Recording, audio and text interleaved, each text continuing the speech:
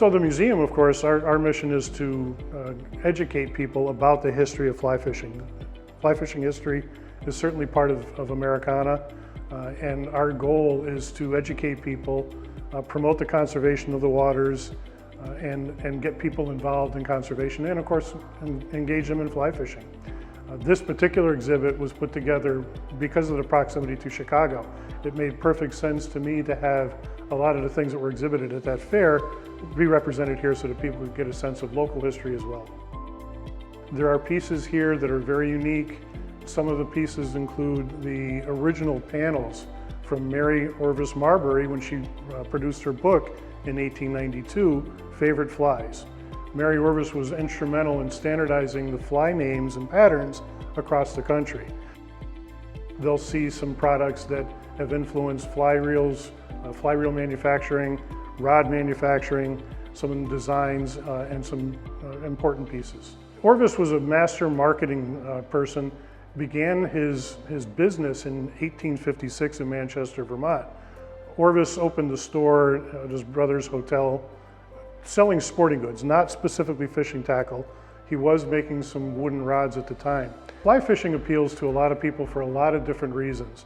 I can't say that there's one specific reason that people get into fly fishing. Some of the more popular answers, of course, are the connection to nature. When you're out fly fishing, it's really difficult to match the scenery when you're standing in a bubbling stream, a creek, a river. Casting in and of itself is very interesting. It's like, if you watch a skilled fly caster, it's like watching poetry in motion. There's also the thrill of catching a large fish on something that you've created yourself or tied yourself. The flies consist of a lot of different materials. It can be feathers, it can be the hackle fibers, it could be deer hair. All of them serve a special purpose in the construction of a fly. There are instances where you want a fly to float on the surface of the water, other instances where it's important to have the fly, such as a nymph pattern, ride in the water column. So you want different feathers, different hackles, different materials for different presentations. In terms of the exhibit, there are some interesting fly rods here, some of the early rods that were produced by Orvis. Some other interesting artifacts we have are from the A.G. Spalding Company, which of course has its roots in Chicago. I think it'd be of interest to local historians and also people that are just interested in the fine art. There's something beautiful about a well-tied fly.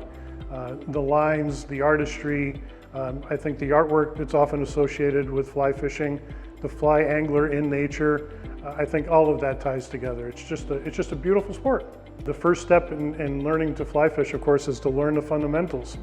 So fly casting, it's different than spinning and casting. There is an art to it, and I think that for people to learn, I think it's going to be a wonderful opportunity. I would say and ask people not to be intimidated by fly fishing. It is not incredibly difficult. It is something that you can learn to do, and I would encourage everyone to try it.